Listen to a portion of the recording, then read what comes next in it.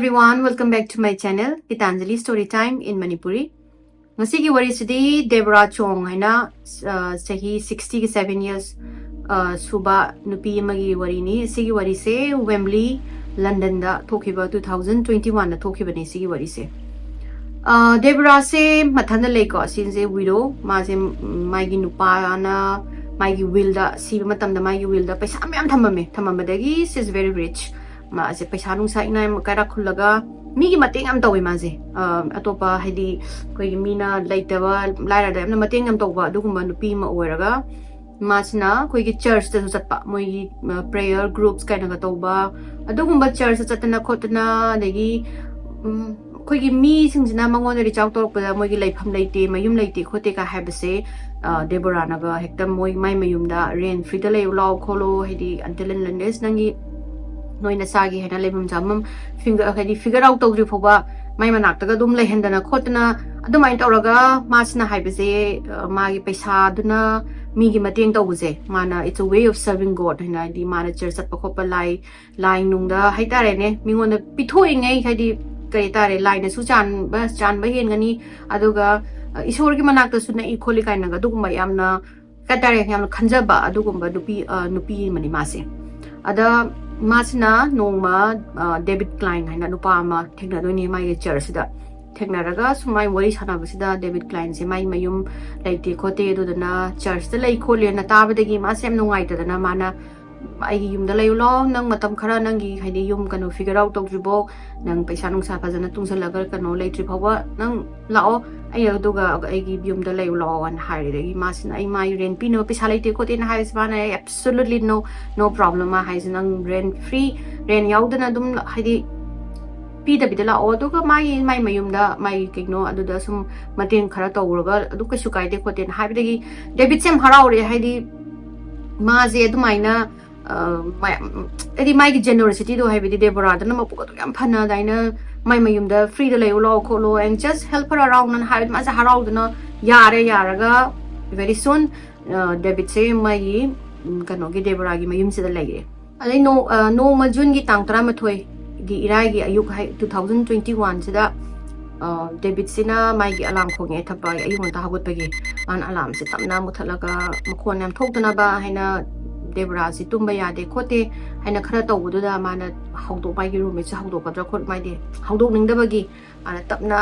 loisala khotlaga ma sina my office ki ready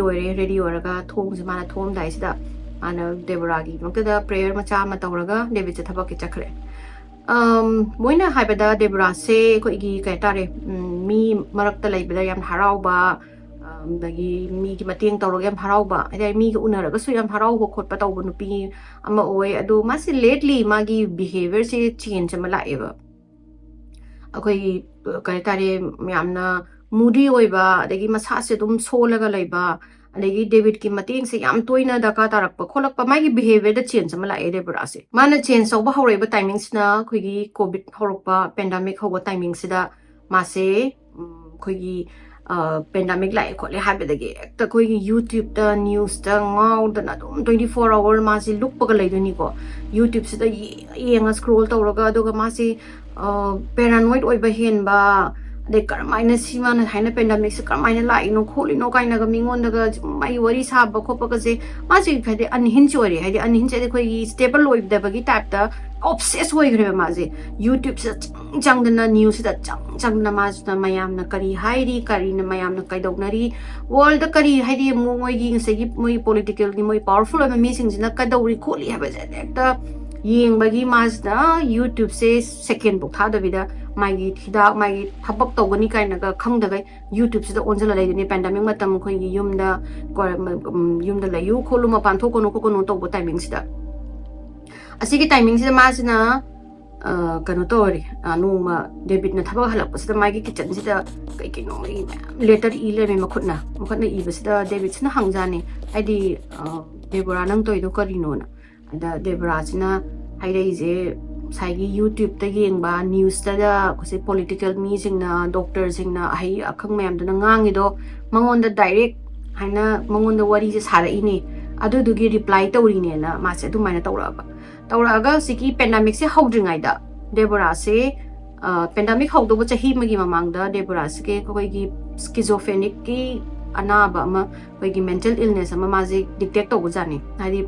ꯗꯣꯛꯇꯔꯅ ꯃꯥꯁꯦ diagnose ꯇꯧꯕꯖꯥꯠꯅꯤ diagnose ꯇꯧꯕꯁꯦ ꯌꯥꯝꯅ mild ꯑꯣꯏꯕ ꯑꯗꯨ mild ꯑꯣꯏꯕꯅꯤꯅ ꯀꯩꯁꯨ ꯇꯧꯔꯣꯏ ꯈꯣꯠꯂꯣꯏ ꯍꯤꯗꯥꯛ ꯂꯥꯡꯊꯛ ꯆꯥꯔꯒ ꯐꯒꯅꯤ ꯈꯣꯠꯀꯅꯤꯅ ꯍꯥꯏꯗꯤ ꯗꯣꯛꯇꯔꯗꯨꯅ ꯍꯥꯏꯒꯤꯀꯣ ꯑꯗꯣ ꯍꯧꯖꯤꯛꯀꯤ pandemicꯁꯦ ꯍꯧꯕꯗꯒꯤ ꯃꯥꯒꯤ schizophrenic ꯍꯦꯟꯖꯜꯂꯛꯇꯅ ꯗꯦꯕꯤꯠꯁꯤꯅ ꯗꯣꯛꯇꯔꯗꯒ ꯐꯣꯟ ꯇꯧꯔꯒ ꯍꯥꯏꯗꯣꯏꯅꯦꯗꯤ ꯃꯥꯁꯤ ꯑꯍꯤꯡꯒ ꯇꯨꯝꯗꯒꯩ ꯂꯦꯇꯔꯗ ꯏꯗꯣꯏꯅꯦꯕ ꯑꯗꯨꯒ ꯍꯥꯏꯗꯤ ꯆꯤꯊꯤꯁꯤꯅ ꯔꯤꯄ꯭ꯂꯥꯏ ꯄꯤꯔꯤꯅꯦ ꯍꯧꯖꯤꯛꯀꯤ ꯃꯣꯏ ꯄꯣꯂꯤꯇꯤꯀꯦꯜ ꯃꯣꯏꯒꯤ ꯃꯤꯁꯤꯡ ꯃꯣꯏ ꯂꯟꯗꯟꯒꯤꯗꯒꯤ ꯉꯥꯡꯕ ꯑꯍꯩ ꯑꯈꯪꯁꯤꯡ ꯗꯣꯛꯇꯔꯁꯤꯡ ꯆꯥꯏꯅꯥꯗ ꯊꯥꯔꯤꯅꯤ ꯈꯣꯠꯂꯤꯅꯤ ꯑꯗꯨꯃꯥꯏꯅ ꯇꯧꯔꯒ ꯆꯥꯅꯤ ꯊꯛꯅꯤ ꯈꯪꯗꯕꯒꯩ ꯇꯧꯔꯛꯄꯗꯒꯤꯗꯤ ꯗꯦꯕꯤꯠꯁꯤꯅ ꯎꯄꯥꯏ ꯂꯩꯁꯦ ꯂꯩꯔꯛꯇꯗ ꯃꯥꯁꯦ ꯍꯧꯖꯤꯛꯀꯤ ꯃꯥꯅ ꯂꯩ ꯃꯥꯒꯤ schizophrenic hallucinationꯁꯦ ꯃꯇꯝ ꯀꯨꯏꯅ ꯇꯧꯕ ꯑꯩꯈꯣꯏ ꯀꯨꯏꯅ ꯇꯨꯝꯗꯕꯤ ꯉꯥꯎꯆꯠꯅꯕꯤ ꯈꯣꯠꯅꯕꯤ ꯇꯧꯗꯅ ꯈꯣꯠꯇꯅ ꯑꯗꯒꯤꯗꯤ ꯃꯤꯅꯒ ꯉꯥꯡꯕꯒꯁꯦ ꯃꯥꯁꯦ ꯑꯝꯇ ꯂꯧꯗꯕꯤꯗ ꯍꯥꯏꯇꯥꯔꯦ ꯃꯉꯣꯟꯗ ꯀꯩꯅꯣꯃ ꯀꯔꯤ ꯃꯥꯁꯦ ꯄꯦꯟꯗꯥꯃꯤꯛꯁꯅ ꯄꯨꯔꯥ ꯃꯥꯒꯤ ꯉꯁꯥꯏꯒꯤ ꯃꯥꯅ ꯅꯥꯔꯤꯕ ꯃꯥꯒꯤ schizophrenia hallucinationꯁꯦ ꯁ꯭ꯄꯥꯏꯛ ꯇꯧꯈꯤꯗꯣꯏꯅꯤꯀꯣ ꯁ꯭ꯄꯥꯏꯛ ꯇꯧꯕꯗꯒꯤ ꯎꯄꯥꯏ ꯂꯩꯔꯛꯇꯗꯅ ꯗꯦꯕꯤꯠꯁꯤꯁꯨ ꯗꯣꯛꯇꯔꯗ ꯍꯥꯏꯔꯦ ꯗꯣꯛꯇꯔꯁꯦ ꯍꯥꯏꯔꯒ ꯗꯣꯛꯇꯔꯁꯤꯅ ꯌꯦꯡꯕꯁꯤꯗ ꯃꯥꯒꯤ ꯀꯩꯅꯣꯁꯦ ꯃꯥꯒꯤ ꯃꯦꯗꯤꯀꯦꯜ ꯃꯥꯒꯤ ꯃꯦꯟꯇꯦꯜꯒꯤ ꯃꯦꯗꯤꯀꯦꯜꯒꯤ ꯀꯟꯗꯤꯁꯟꯁꯦ ꯌꯥꯝꯅ ꯋꯥꯡꯅ ꯀꯩꯅꯣ ꯇꯧꯔꯝꯃꯦ ꯍꯥꯏꯗꯤ ꯃꯥꯒꯤ schizophrenic ꯌꯥꯝ ꯊꯤꯅ ꯂꯦꯚꯦꯜ ꯋꯥꯡꯉꯝꯕꯗꯒꯤ ꯗꯣꯛꯇꯔꯅ ꯏꯟꯇꯔꯚꯤꯟ ꯇꯧꯔꯒ ꯃꯥꯁꯦ ꯑꯦꯟꯇꯤ ꯁꯥꯏꯀꯣꯁꯤꯁ ꯃꯦꯗꯤꯀꯦꯁꯟ ꯀꯥꯞꯇꯣꯏꯅꯦ ꯑꯣꯔꯦꯜꯁꯨ ꯆꯥꯎ ꯌꯥꯗ꯭ꯔꯦ ꯃꯥꯁꯦ ꯀꯩꯃꯨꯛ ꯆꯥꯎ ꯊꯛꯎ ꯈꯪꯗ꯭ꯔꯕꯅꯤ나 ꯑꯗꯨꯒ ꯑꯁꯤꯒꯤ ꯍꯤꯗꯥꯛꯁꯦ ꯀꯥꯞꯄꯁꯤꯗ ꯃꯥꯁꯦ ꯃꯁꯥꯁꯦ ꯍꯣꯏ ꯈꯔ ꯐꯔꯒꯁꯨ ꯃꯥꯏꯗꯨꯒꯤ ꯁꯥꯏड ꯏꯐꯦꯛ ꯂꯩ ꯍꯥꯏꯗꯤ ꯌꯥꯝꯅ ꯇꯨꯝꯕ ꯌꯥꯗꯕ ꯑꯗꯨꯒ ꯋꯤꯛꯅꯦꯁ ꯌꯥꯝ ꯑꯣꯏꯕ ꯍꯥꯏꯇꯥꯔꯦ ꯑꯗꯨꯒ ꯑꯦꯄꯥꯇꯥꯏꯠ ꯐꯥꯎꯗꯕꯒꯤ ꯃꯁꯥꯁꯦ ꯌꯥꯝꯅ ꯁꯣꯟꯖꯜꯂꯛꯇꯣꯏꯅꯦ ꯁꯣꯜꯂꯒ ꯑꯦꯅꯤ ꯇꯥꯏꯝ ꯃꯥꯁꯦ ꯑꯩꯈꯣꯏꯒꯤ ꯗꯦꯕꯤꯠꯀꯤ ꯗꯔꯀꯥꯔ ꯇꯥꯕ ꯍꯥꯏꯇꯥꯔꯦ ꯁꯥꯏꯗ ꯆꯠꯂꯁꯨ ꯗꯦꯕꯤꯠꯀꯤ ꯍꯦꯟꯅ ꯍꯥꯟꯅ ꯃꯥꯒꯤ ꯃꯉꯣꯟꯗ ꯗꯤꯄꯦꯟꯗꯦꯟꯁꯤ ꯍꯥꯏꯗꯤ ꯗꯦꯕꯤꯠꯇ ꯗꯤꯄꯦꯟ ꯇꯧꯔꯝꯕꯗꯣ ꯍꯧꯖꯤꯛꯇꯤ ꯃꯥꯒꯤ ꯗꯤꯄꯦꯟ ꯇꯧꯕꯁꯦ ꯍꯦꯟꯖꯜꯂꯛꯇꯣꯏꯅꯤꯀꯣ ꯉꯁꯥꯏꯕꯨ ꯃꯥꯒꯤ ꯆꯠꯄꯕꯧ ꯋꯥꯀꯤꯡ ꯆꯠꯄꯕꯧ ꯀꯩꯅꯣ ꯇꯧꯕ ꯉꯝꯃꯛꯇꯕ ꯍꯧꯖꯤꯛꯀꯤ ꯍꯤꯗꯥꯛꯁꯤꯅ ꯀꯥꯞꯄꯁꯤꯗ ꯑꯗ ꯍꯤꯗꯥꯛꯇꯣ ꯀꯥꯞꯄꯗꯨꯅ ꯃꯥ ꯉꯁꯥꯏꯒꯤ ꯃꯁꯥꯗꯣ ꯑꯗꯨꯗꯤ ꯅꯣꯔꯃꯦꯜꯗ ꯂꯩꯔꯛꯏꯅꯤ ꯃꯥꯅ ꯉꯁꯥꯏ ꯑꯟꯁꯇꯦꯕꯜ ꯑꯣꯏꯕꯒꯤ ꯍꯥꯏꯗꯤ ꯑꯟꯁꯇꯦꯕꯜ ꯑꯣꯏꯗꯕ ꯃꯥꯁꯦ ꯑꯟꯍꯤꯟꯁ ꯑꯣꯏꯔꯛꯄꯗꯣ ꯑꯗꯨ ꯃꯌꯥꯝꯗꯣ ꯂꯣꯏꯅꯃꯛ ꯑꯟꯍꯤꯟꯁ ꯍꯥꯏꯗꯤ ꯑꯩꯈꯣꯏꯒꯤ ꯀꯣꯛ ꯉꯥꯎꯈꯠꯂꯛꯄ ꯑꯗꯣ ꯀ꯭ꯔꯦꯖꯤ ꯑꯣꯏꯕ ꯍꯥꯏꯇꯥꯔꯦꯅꯦꯀꯣ ꯍꯥꯏꯗꯤ ꯉꯥꯎꯆꯠꯅꯒꯗꯧꯕꯒꯤ ꯀꯩꯅꯣ ꯐꯤꯕꯝ ꯌꯧꯔꯛꯄꯅꯦꯕ ꯃꯥꯁꯦ ꯑꯗꯨꯁꯤꯡꯗꯣ ꯂꯣꯏꯅꯃꯛ ꯍꯧꯖꯤꯛꯀꯤ ꯍꯤꯗꯥꯛꯇꯣ ꯃꯥꯅ ꯃꯣꯏ ꯍꯧꯖꯤꯛꯀꯤ ꯑꯦꯟꯇꯤ ꯁꯥꯏꯀꯣꯁꯤꯁꯀꯤ ꯍꯤꯗꯥꯛꯁꯨ ꯀꯥꯞꯄꯗꯒꯤ ꯃꯥꯁꯦ hꯟꯊꯔꯒꯁꯨ ꯃꯥꯏ ꯁꯥꯏड ꯏꯐꯦꯛꯇꯨꯅ ꯑꯗꯨꯝ ꯍꯥꯏꯗꯤ ꯗꯦꯕꯤꯠꯀꯤ ꯗꯔꯀꯥꯔ ꯇꯥꯔꯒ ꯑꯗꯨꯝ ꯂꯩꯔꯦ ꯃꯥꯁꯦ ꯑꯗꯒꯤ ꯗꯦꯕꯤꯠꯁꯤꯁꯨ ꯃꯥꯒ ꯑꯗꯨꯝ 24 hour ꯃꯥꯒꯤ ꯊꯕꯛ ꯍꯥꯏꯗꯤ ꯀꯩꯅꯣ ꯇꯧꯔꯒ ꯂꯩꯕ ꯌꯥꯗꯕꯅꯤꯅ ꯃꯥꯅ ꯀꯩꯅꯣꯁꯤꯗ ꯗꯦꯕꯣꯔꯥꯁꯤꯗ ꯍꯥꯏꯁꯦ ꯐꯨꯜ ꯇꯥꯏꯝ ꯀꯦꯌꯔ ꯑꯃ ꯁꯨꯃꯥꯏꯅ ꯅꯪꯒꯤ ꯊꯝꯅꯕ ꯇꯧꯔꯁꯤ ꯈꯣꯠꯂꯁꯤ ꯑꯩꯅꯁꯨ ꯊꯕꯛ ꯆꯠꯈ꯭ꯔꯀꯥꯟꯗ ꯌꯥꯝ ꯂꯩꯐꯝ ꯆꯥꯐꯝ ꯈꯪꯗꯦ ꯅꯪ ꯀꯃꯥꯏꯅ ꯇꯧꯔꯝꯒꯅꯤ ꯅꯪ ꯇꯨꯝꯃꯝꯒꯗ꯭ꯔꯥ ꯄꯣꯊꯥꯔꯝꯒꯗ꯭ꯔꯥ ꯆꯥꯔꯝꯒꯗ꯭ꯔꯥ ꯊꯛꯃꯒꯗ꯭ꯔꯥ ꯌꯥꯝꯅ ꯄꯥꯈꯠꯂꯦ ꯈꯣꯠꯂꯦ ꯑꯗꯨꯗꯨꯅ ꯗꯦꯕꯣꯔꯥ ꯅꯪ ꯄꯩꯁꯥꯁꯨ ꯂꯩꯔꯤꯅꯤ ꯅꯪꯒꯤ ꯃꯤꯟꯁ ꯅꯪꯒꯤ you are very rich woman ꯀꯣ ꯅꯪ ꯐꯨꯜ ꯇꯥꯏꯝ ꯀꯦꯌꯔ ꯑꯃ ꯊꯝꯁꯤ ꯈꯣꯠꯁꯤꯅ ꯍꯥꯏꯕꯗ ꯌꯥꯔꯦ ꯗꯦꯕꯣꯔꯥꯁꯦ ꯍꯣꯏ ꯊꯝꯃꯁꯤ ꯈꯣꯠꯂꯁꯦꯅ ꯍꯥꯏꯔꯒ ꯃꯣꯏꯅ ꯑꯦꯖꯦꯟꯁꯤ ꯑꯃꯗ ꯋꯥꯔꯤ ꯁꯥꯟꯅꯔꯦ ꯋꯥꯔꯤ ꯁꯥꯟꯅꯕꯗ ꯑꯦꯖꯦꯟꯁꯤꯁꯤꯅ ꯍꯥꯏꯁꯦ ꯃꯇꯝ ꯈꯔꯗꯤ ꯆꯪꯒꯅꯤ ꯉꯥꯏꯌꯣ ꯍꯥꯏꯗꯤ ꯋꯤꯛ ꯑꯃ ꯑꯅꯤꯃꯨꯛꯇꯤ ꯆꯪꯒꯅꯤ ꯈꯣꯠꯀꯅꯤꯅ ꯑꯗꯨꯃꯥꯏꯅ ꯍꯥꯏꯔꯒ ꯃꯣꯏꯁꯦ ꯉꯥꯏꯔꯒ ꯂꯩꯔꯦ ꯑꯗꯣ ꯍꯧꯖꯤꯛꯀꯤ ꯀꯩꯅꯣꯒꯤ ꯖꯨꯟꯒꯤ ꯇꯥꯡ 12ꯁꯤꯗ ꯗꯦꯕꯤꯠꯁꯤꯅ ꯃꯥ ꯊꯕꯛ ꯆꯠꯂꯨꯔꯦ ꯊꯕꯛ ꯆꯠꯂꯒ ꯃꯥꯁꯦ ꯍꯜꯂꯛꯑꯒ ꯃꯥꯅ ꯗꯦꯕꯣꯔꯥ ꯑꯩ ꯍꯜꯂꯛꯑꯦ ꯈꯣꯠꯂꯦ ꯅꯪ ꯀꯥꯏ ꯂꯩ ꯈꯣꯠꯂꯤꯅ ꯍꯪꯕꯁꯤda ꯃꯈꯣꯟ ꯇꯥꯗꯕꯗꯩ ꯃꯥꯅ ꯑꯗꯥꯏꯗ ꯉꯥꯏꯍꯥꯛ ꯃꯣꯏꯒꯤ ꯕꯦꯛꯌꯥꯔꯗꯇ ꯑꯃꯨꯛ ꯌꯦꯡ ꯃꯄꯥꯟ ꯁꯥꯏ ꯌꯦꯡ ꯇꯧꯕꯁꯤꯗ ꯃꯥꯒꯤ ꯃꯈꯣꯟ ꯃꯋꯥ ꯑꯝꯇ ꯇꯥꯗꯕꯗꯒꯤ ꯃꯥꯁꯤꯅ ꯗꯦꯕꯣꯔꯥꯗꯣ ꯇꯨꯝꯃꯝꯗꯣꯏꯖꯥꯠꯂ ꯈꯣꯠꯂꯣꯏꯅ ꯃꯥꯅ ꯐꯣꯟꯁꯦ ꯇꯧꯕꯁꯤꯗ ꯗꯦꯕꯣꯔꯥꯒꯤ ꯐꯣꯟꯁꯦ ꯃꯊꯛꯇ ꯃꯥꯒꯤ ꯃꯊꯛꯀꯤ ꯕꯦꯗꯔꯨꯝꯁꯤꯗ ꯈꯣꯡꯉꯛꯄ ꯃꯈꯣꯟ ꯇꯥꯔꯦ ꯑꯗꯒꯤ ꯃꯥꯁꯤꯅ ꯗꯦꯕꯣꯔꯥꯅ ꯀꯧꯔꯒ ꯁꯨꯝ ꯀꯥꯈꯠꯂꯒ ꯃꯥꯒꯤ ꯕꯦꯗꯔꯨꯝꯁꯤꯗ ꯌꯧꯕꯁꯦ ꯃꯥꯅ ꯊꯣꯡꯗꯨ ꯊꯤꯜꯂꯒ ꯗꯦꯕꯣꯔꯥ ꯅꯪ ꯇꯨꯝꯃꯤꯕ꯭ꯔꯣ ꯄꯣꯊꯥꯔꯤꯕ꯭ꯔꯣ ꯑꯩ ꯍꯜꯂꯛꯑꯦ ꯈꯣꯠꯂꯦ ꯅꯪ ꯀꯩꯀꯩ ꯃꯇꯦꯡ ꯀꯩꯀꯩ ꯇꯧꯕ ꯄꯥꯝꯃꯦ ꯈꯣꯠꯂꯦ ꯇꯧꯕꯁꯤꯗ ꯈꯨꯝꯃꯛꯇꯕꯗꯒꯤ ꯃꯥꯅ ꯕꯦꯗꯔꯨꯝꯁꯦ ꯍꯥꯡꯇꯣꯛꯑꯒ ꯌꯦꯡꯕꯁꯤꯗ ꯗꯦꯕꯣꯔꯥꯒꯤ ꯐꯣꯟꯒ ꯃꯥꯒꯤ ꯔꯤꯗꯤꯡ ꯒ꯭ꯂꯥꯁꯀꯁꯦ ꯃꯥꯒꯤ ꯐꯃꯨꯡꯗꯨꯗ ꯂꯩꯔꯝꯃꯤ ꯑꯗ ꯁꯤꯒꯤ ꯄꯣꯠ ꯑꯅꯤꯁꯦ ꯗꯦꯕꯣꯔꯥꯁꯤꯅ ꯁꯨꯡꯊꯥ ꯊꯥꯗꯣꯛꯑꯣꯏꯕ ꯀꯔꯤꯒꯨꯝꯕ ꯃꯇꯝ ꯃꯥꯅ ꯆꯤꯔꯀꯥꯟꯗꯁꯨ ꯃꯥꯅ ꯍꯧꯖꯤꯛꯀꯤ ꯃꯥꯒꯤ ꯐꯣꯟꯁꯤꯒ ꯃꯥꯒꯤ ꯔꯤꯗꯤꯡ ꯒ꯭ꯂꯥꯁꯀꯁꯤꯗꯤ ꯑꯗꯨꯝ maaga adum loinaraga laiba potne ada masi kadawrujana mas barum daga changbra na mana barumsida amuk thong thilaga Deborah na hangmasida kumaktre do barum da hangto kanda kanambu lairamdre adagi masi ngai ko masi panic te tawhiro ge amte yengi kai legi gen mana mathaki ka se koi thi de aidi closet manungda dagi di bathroom moigi de cupboard manung oin thibade phangdabadagi masi pakhatna moigi church ki mi singda phone tawre phone tawraga nang haina Deborah do ubra khopra tawda mayam jingjina Deborah udene khotene madi ngasi gi moi kano gi ngasi gi di lakte khote church su lakte aduga last time mori sanabda ju kaino mathum maram khangda ba kaino haidi pau amta samnada ba ngata ngangi khole last time moi sanabda ju aduga makha tabdi ma phone su tawrokte do sanab su koire khole na moi gi church gi mi jing akhang ba jing na ju harapda gi ma jina sidi police phone tawde aroi na mana police phone tawre police phone tawraga police lae la kan mana police oina wari do lire smaina to bune ma do pandemic ki manung da hina mai ana ba do hingalak na khotna ma ji schizophrenic hallucination to dana antipsychotic hida ka pi kholi police na doctor na intervene do raga hida ka pani khotpani do ma ji yam weak oi ma na chatlaga ju yam kana chatpa ngama moi ma du bu haidi mathana thokhraga chatpa ngamda dana ga soro haidi zaida kai kai no koi gi kaitare koi gi kano lairak ta dagi lambi city manung da ngaur ga lem dong ma le khole pakhat le khole na taw dagi police sing calm down David akoi yeng khot ken hairaga jigi de moi gi mayum sigi surrounding se CCTV loi happy ko jigi Deborah gi mayum se ada moina hoi phare khoi police khara ma city manung da tharage noi gi sai gi no noi neighborhood chu check ta holage aduga noi gi CCTV gi footage se khoi puraga kai kana la ima karam kana chakthi karam kana thoki habdugi hotel kano jigi footage to yeng gi khot ke na CCTV gi footage puro chakhare adugi nungdang da police station da moina footage yeng basida Deborah si mayum digi sungthok thoke de banu mi se mari tang jun gi tang 13 sidi adugi mamang hai tare ne adugi mamang gi numit di mana walking chalaga halakpagi video khak yawe ba hani imung da changhi ba aduga numisa di thokpagi video se amata yawdabdagi moisina adudi di moi ma je yum da dum lei yum je doina thi da si mai yum da soidan leram gani ma karai da no ma wan thabra gadi son da ko ngam da ko to yeng je na police sing moi kharayam la en dakti la ga yum je he to moi no hadi thi ba ya ba koi crawl space makha da thi da na adagi di every hadi kanu bo koi washer dryer manu hang to yeng ma je yaw ra na phangdre washer ba je thi ba je phangdraga karai da chakham no jo khangdre ba je ma je karam aina mangri no yum de kamai na mangri no je moi je gyan ta dre police na Deborah je thi ba je city manung adagi loina mak neighbors ma je thi ba je thiraga kona di karai chakhi je moi khangak to ni ko and it took nearly 2 months haidi figure out to go do police na karamai na figure out to ke hai ba je ma kano tha ni chang doi ni jiki karamai na case solve to wi hai ba se wari je sumai to to ni ko si smap tha tara hai tare Deborah na mang haidi ma kano gi mang to ba tha tara mamang August ki 2020 pandemic na horok ba time haidi horok pagi timing se da Deborah sina 36 years old suba Jema Mitchell ko ba nupi ma se thengnai ko moi prayer group ta thengnaraga moi ani se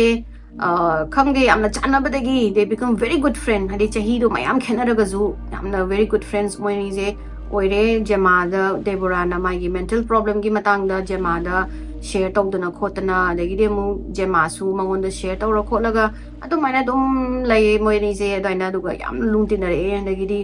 Jema gi mai gi mayum se renovate tawdoi na construction khoi magi financial problem hai tare adu wari sab sida Deborah sina kari do hangbada Jema sina hai se magi mayum do renovate tawbagi contractor ma wairaga contractor sina paisa je happy raga loina puraga chakhraga mana mu second contractor ma mu kawba jani Jema sina kawraga thabak se hawraba khoi gi roof nung lok thok tona khotana hawraga paisa je ngasai gi Jema sina ahamba contractor ma mangi budogi gi paisa je recover to ngamdabadagi paisa se amta leitare hena mana second contractor se paisa je piba ngamdabadagi second contractor na thabak se lepaga thabak subala oya dre paisa pidramina adu daija ngasai gi kanogi Jema gi mayum city roof to horaga adagi moi London se ing matam da ingra matam da heater zu ya da loi leiraga mama siga maga ya wana li kaina kaptana khotana Deborah sida mana wari tamasida Deborah se yam nungai treni madi mi gi mating to bu se angkan barina adagi Deborah sina nungai traga mana Jema sida phare adu dinang ai kano tawrage ai nangonda paisa kano ina pirage 2000 koi kano hatare $200,000 US dollar almost 1.5 crore or any koi Indian rupees asigi paisa si ai nang pirage sigi paisa sina nang renovate tau haidi nang renovation da tawro but ai condition am lay condition se kaino haibada magi jamagi mayum se da room amadi moi Christian ministry da haidi minister gi da dedicate tawraga adugumba awana taraba mayam haitare ne moi church lakba jingda da lehenba ngamna ba natraga moi church ki thabak da ka tara akanda moi mayum da leiba yabagi adugi condition da nang ai pisa je pirage do nang renovate tawro haibagi jema je tin harau re haidi oh my god ma je adi sumna kanda kai paisa ge leitabagi mayum do nong koi gi horaga roof ka chaloi da horaga leirine adagi koi gi heater yaw da ko da lei ada jemana pa kasai Deborah na paisa pirage nang tawra ke ma harau na sire de paisa ga leitringai da adu maina Deborah sin tawro pasida adagi da jema je harau da mai ge generosity mana nang Deborah nang je pura gi isoran thabirak panin khot panin kai na ga harau raga moi ani je hekta koi gi adagi dom texting ga tawna dana amajina koi kana renovation gi matang da texting ga tawna khotna si contractor wari sanare khole du tawre da tawre ga indagi di Deborah sina nangi room gi color pen se si ye u kholu kai moi ani je aroi bida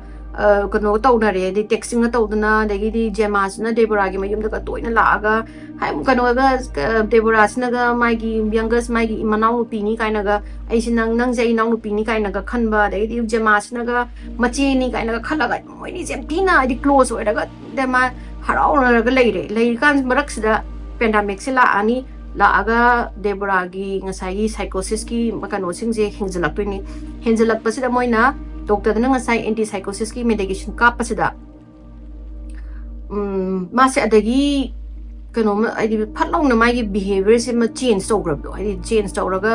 mana Jema sida hana di message ka tharam baje hujik ti hardly message ka amta Jema na thara aga ju handaba aduga mana Jema sida nang je haidi nang je yam tanba nupi ni nang paisa taningde adu tawde haidi mangonda adum kano tawdo je di mi noiba message ka thadana khotana degi Jema na phone tawrasu mana paikhattabi ade unaje hairasu mana yadabi adu maina tawro leire adu Jema do ju masai kano do masu pawru tabani na mai ge saina mentally condition lei habagi pawdu tabani na masu ngangjarasu na mana mai gi nungai tabado tawrongani ena Jema si ju khang adum leijare haidi mai gi renovation gi matam su yoksala abani na siki renovation matam se yawre ena Jema sina mai gi message tharaga swaina ai contractor ama anama khara pisa khara tana tawbige haina haire khole contractor ma wari sanare khole matam su naksala abani na nang kamai tawri khole Deborah na message sabasda Deborah sina kano sina haidi Jema sina message sabasda Deborah sina hantakti ai pisa do piba ngamaroi nang ID nang you are on your own ID ai pisa jana ai pisa do piraroi nang thokpa tawro nang na yum do yon ga yon tho mana ai mana mangon chai da ba di nang na yum do yolo aduga nang na yum do yon ribo yolo ra kan da ingonda oina contact tawro du phobu da nang ingonda contact tawro kano ai nang ga wai sana ning di kote nang yam tan manu pini do ne na ai pisa nongonda piraroi na daina flatly refuse tawre Jema se sok ta sakhre da gi kaino ma di plan asigi yum je haina semba du ada na plan tawraga mana hekta khoi gi kano sina Deborah sina hekta khoi gi my character ai tare mai gi behavior khang change sauraga adui matung da huji man pisa pi roi hai ji bukari no ma je pura sok sakhre ba dagi Deborah du mai gi kano du Jema du mayum do ma je yon buzu yoning da mana moi mayum se khoi gi elum hai tare ne generation ama dagi so pitharak mayum oi banina mana mayum ju yoning de ado ma mayum yoning de haina da Deborah gi pisa yaudragadi mai mayum si ju je mana renovation je tawbo su anga moi ne moi na je leiba bagi heater laitaba dagi di roof ahuba aduga dum laitaba ma se du na mutang di ma jam amtadi wari sanage na mana khallaga laire ga mana phone ndo tawbo se sunai ga di amajna story haidi nang I don't want to talk about renovation matang na wari sungsa sarano ai pisa sum pi roi na dumaina kano taw leira mana haidi masai mana masai hidak psychosis magi anti psychosis ki hidak kapasida I think for the first time in her life mana tawri do ma realize sor bajane habedi Deborah se ina yam kana kano se Jema se ina yam kan khang banu pi sunate sigi nupi sida aina paisa sok yam na piraga magi mayum lo shalo haije it's a bad idea. The maze gyan lak by type ne ID Kang the Bamido the Inadi Narang Han the Kang the Bamido the Inapis and Pido is a Kado Pido no Maggie Mayundo Maggie Canoni the my problem ne Manam Dragon Mayum the Yonzagis no the Massa to mind the Kalaga Mana Pesaze Piro in the Massa decide to Zani Mangas. I clearly think I can't bang up Mana Mana Tories was Hamada Mana Mayangi Mating but I'm told it over so Jemang Kakan the Pesas and people city Tibum talked in a mass collect with the man back out of boy Bazani. Adagi tang Jungi tang Taramatoi, Gemana, Hekanotina, Deborah Mangi Banumitse, Sikin Mitsida, Gemase, Mutang di Deborah, what is Haraga, my mind, that it changed of Bangamba, the way in a mass in the Mitsem, Debitina, Tabok Chakrabamatunda, Mana Laktwini, Gemasila Aga, Mana calling Willow, King E. Coleda, Hamla, my people the game with the Jema or Madegi Deborah, bit am yaw is hanging the way type the Masna, Snanka do Bala in calling on Hangapazani. The mana Deborah, the I am the Tang, the Warim the Sazi could say, the please and a mana baked or a mana pleat over the Deborah, Tumang to operate or Natauraga. Change Changaga, Degi Deborah, Nang Kadobala, Kanotono, Kotpano, the Sagi, Gemas, this speech, Iraga, Lainico, and Madis Unakanda Paraga, Suminus Mine, High Managas, Deborah, Nang generous or even Upini, Nang Namu Pavan P18, that they caught it out that out of the Deborah, Dum Tanning with the way Mangapto, Nomaga Yanga, Mana, what is Harry Maraxida. Deborahsna wari moise haina moi is wari sanai maraksida Jemasna renovation gi wari je mu hodura pasani wari je hodura pasida Deborahsna marak thalaga nang dekano sigi matang sida nang renovation gi matang hodura anu aina haiba natra aina ngasi wari sadoi nang chat kharo yare thong sida gi thokro ai nang je nangonda paisa sumpi piroi aina piroi aina hai khre and nothing is going to change my mind aina mana kano Jemasda haibjani you figure out on your own. I didn't nang na yumni, nang na topato, I want the harakano, I want the pesapi by I should be Peter, as you am a pesas, I don't want the Peter, no. I did you want 2000, I did $2,100 has in the Karorama Makai Muki Mayani. Kadawino one and the Peter no pesase, I pesase Piro and Harak Pasida. Gemado snapped over Zanadi Matanoda. Mana snapped Oraga, blunt of Zekama Pyraga, Mana. Deborahgi makok se thumazan thumada Deborahgi skulls maigi makok ki saru ka ga ma se taraga leiraga the kanosna Jemasna magi hakki songning bai enrage oringa gi the mana thang puthoraga Deborahgi mangak se kapthalaga suitcase hadi mangak se kapthalaga mana suitcase samda hapsale Deborahgi body je suitcase ba chawam hapsale adoga mana da yi nung do pachana clean tok thoe tawraga Deborah's gi body je ziki mai gi bag da hap do pairaga Jemas na mayum di kem bok to basa da gi thoki doini thoga mana Deborah gi mayum da gi na Jemas na mai mayum bok sama khung na chatlaga mai mayum da puraga mai gi bag yard chida Deborah gi body je hapta ani thamdoini ko hapta ani thamaga mana kem bok khang da basaraga mayam na hangakanda aina Deborahdo thiba phangdre khopra tabra khopra har manai ta de khote ei wari chana da kuire ingonda aina konda wai chana je juma karo toroktre khotre na khumaga dai lai ma je lairaga hapta ani thamma matung sida ma sina Deborahgi body yauba suitcase purani pura mai gari maning da hapaga ma sina mapham amda lakto na hundokpa ana dam to doi mapham se mai mayum dagi 250 miles mu chatlaga seaside town na namle Pagi vacation gumba chatna banga phamoy male adogi maphamda mai mayum dagi 250 miles mana gari ja thawrani thawraga Deborahgi body ji hundo thamam doini anda vacationing tawba moi khara na sagi bag to u da hangto yengobda Deborahgi kanogi body do ya oil rame oibidagi moina police ta phone tawraga police sina laaga yenga kan sida di moi da click taw toine ba ngasai moina video footage yengba sida tang tarama thoise Jema lakpadi ui yumanung sida aduga laaga Jema sina nupi ani haidi nupi ani hoi moi ani je ngahak leira matungda Jema se bag suitcase achauba ma pairaga thokiba kono sida gi mayum manung se gi Deborahgi mayum dagi ada police na ahambada moina suspicious oi je kaigino da ꯖꯦꯃꯥꯗꯨꯅ ꯁꯨꯠꯀꯦꯁꯇꯨ ꯄꯨꯔ ꯆꯠꯈꯤꯕꯅꯤꯅ ꯑꯗꯨꯒꯤ ꯃꯅꯨꯡꯗꯨꯗ ꯀꯩꯅꯣ ꯗꯦꯕꯣꯔꯥꯗꯣ ꯌꯥꯎꯔꯝꯅꯤ ꯍꯥꯏꯗꯣ ꯃꯣꯏꯗꯤ ꯈꯪꯄꯣꯠꯇꯦꯗꯅ ꯑꯗꯣ ꯍꯧꯖꯤꯛꯀꯤ ꯁꯨꯠꯀꯦꯁꯇꯣ ꯃꯣꯏꯅ ꯐꯪꯉ ꯃꯇꯨꯡꯗꯗꯤ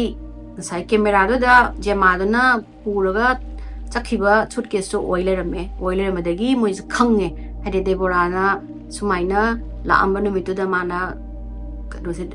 ꯀꯩꯅꯣꯁꯤꯅ ꯖꯦꯃꯥꯅ ꯂꯥꯛꯑꯝꯕ ꯅꯨꯃꯤꯠꯁꯤꯗ ꯃꯥꯅ ꯗꯦꯕꯣꯔꯥꯁꯦ ꯁꯨꯃꯥꯏꯅ ꯁꯨꯠꯀꯦꯁꯇ ꯍꯥꯠꯂꯒ ꯄꯨꯕꯅꯦꯅ ꯈꯪꯕꯗꯒꯤ ꯃꯥꯒꯤ ꯑꯦꯔꯦꯁ ꯋꯥꯔꯦꯟꯠ ꯂꯥꯎꯊꯣꯛꯑꯒ ꯃꯣꯏꯅ ꯆꯪꯕꯁꯤꯗ ꯄꯨꯂꯤꯁꯅ ꯑꯍꯥꯟꯕ ꯊꯣꯡ ꯊꯤꯟꯕꯁꯤꯗ ꯀꯅꯥꯝꯐꯥꯎ ꯈꯨꯝꯃꯛꯇꯕꯗꯒꯤ ꯃꯣꯏꯅ ꯑꯩꯈꯣꯏꯒꯤ ꯊꯣꯡ ꯊꯨꯒꯥꯏꯅꯕ ꯌꯥꯝ ꯐꯣꯔꯁ ꯑꯣꯏꯕ ꯕ꯭ꯂꯟꯠ ꯑꯣꯕꯖꯦꯛ ꯑꯃ ꯂꯩꯕꯗꯣ ꯑꯗꯨꯗꯨꯅ ꯊꯣꯡꯁꯦ ꯊꯨꯒꯥꯏꯔꯒ ꯃꯣꯏꯅ ꯕ꯭ꯔꯦꯛ ꯏꯟ ꯇꯧꯖꯥꯅꯤ ꯕ꯭ꯔꯦꯛ ꯇꯧꯔ ꯆꯪꯉꯛꯄꯁꯤꯗ ꯖꯦꯃꯥꯁꯤꯅ ꯃꯥꯁꯦ ꯐꯖꯅ ꯂꯦꯞꯄꯒ ꯂꯩꯔꯝꯃꯦ ꯊꯣꯡ ꯃꯅꯥꯛꯁꯤꯗ ꯍꯥꯏꯗꯤ ꯊꯕꯛꯁꯤ ꯄꯨꯂꯤꯁꯅ ꯃꯥꯁꯦ ꯐꯥꯕ ꯂꯥꯛꯑꯅꯤꯁꯦ ꯈꯪꯕꯩ ꯇꯥꯏꯞꯇ like she was waiting for the police to come haibagi type ta lepaga magi PJS ta lepaga leirame adai police na maje pharaga magi mayum du mai phara jail da magi kano da pure station da puraga questioning tawre khole aduga police ngina check taw matam sida masna kano gi Deborah gi magi wheel jing je mayumana pu lerame Deborah mayum dagi wheel je puraga mana fake ꯍꯥꯏꯗꯤ ꯐꯦꯛ will ꯁꯥꯜꯍꯟꯗꯣꯏꯅꯤꯀꯣ ꯗꯦꯕꯣꯔꯥꯒꯤ state ꯃꯥꯒꯤ ꯄꯩꯁꯥ bank ꯀꯩꯗ ꯂꯩꯕ life insurance ꯀꯔꯤ ꯀꯔꯥ ꯂꯣꯏꯅꯃꯛ ꯖꯦꯃꯥꯒꯤ ꯃꯃꯥꯗ transfer ꯇꯧꯔꯦ ꯍꯥꯏꯅ ꯐꯦꯛ ꯀꯣꯄꯤ ꯑꯃ ꯃꯥꯅ ꯁꯥꯔꯒ ꯂꯩꯔꯝꯕꯁꯨ ꯄꯨꯂꯤꯁꯅ ꯐꯪꯉꯗꯒꯤ ꯄꯨꯂꯤꯁꯅ ꯖꯦꯃꯥꯁꯤꯗ ꯍꯪꯉꯦ ꯀꯔꯤꯒꯤꯅꯣ ꯈꯣꯠꯄꯅꯣ ꯍꯥꯏꯔꯀꯥꯟꯗ ꯖꯦꯃꯥꯁꯤꯅ ꯑꯍꯥꯟꯕꯗ ꯑꯩꯅ ꯍꯥꯠꯄ ꯅꯠꯇꯦ ꯈꯣꯠꯇꯦꯅ ꯍꯥꯏꯔꯝꯃꯒꯁꯨ ꯄꯨꯂꯤꯁꯀꯤ ꯒ꯭ꯔꯤꯂꯤꯡ ꯑꯗꯒꯤ ꯃꯥꯒꯤ ꯉꯁꯥꯏꯒꯤ ꯃꯥꯒꯤ ꯃꯌꯨꯝꯗꯒꯤ ꯁꯨꯠꯀꯦꯁꯇꯨ ꯄꯨꯔ ꯆꯠꯈ꯭ꯔꯒ ꯁꯦꯝ ꯁꯨꯠꯀꯦꯁꯇꯣ ꯑꯥꯗ 250 ꯃꯥꯏꯜꯁ ꯃꯥꯒꯤ ꯃꯌꯨꯝꯗꯒꯤ ꯂꯥꯞꯅ ꯂꯩꯔꯝꯕꯗꯣ ꯑꯗꯨ ꯎꯕꯗꯒꯤ माजु उपाय लेतदना कन्फेस तौरे माना जुलाई की तांग तरुक 2021 दा पुलिस ना माजे कन्विक्ट तौरगा माजे मागी कोर्ट केस तौबा हौरे कोर्ट मदगी मदुदा फनाम जमाना अमु अमाना हातपनते पुलिस ना मौन नमफुदा कनो तहुनबनी खोटपनी अमु तौदना दुम ड्रैग तौ लेरे माना अदुरगजु अल्टीमेटली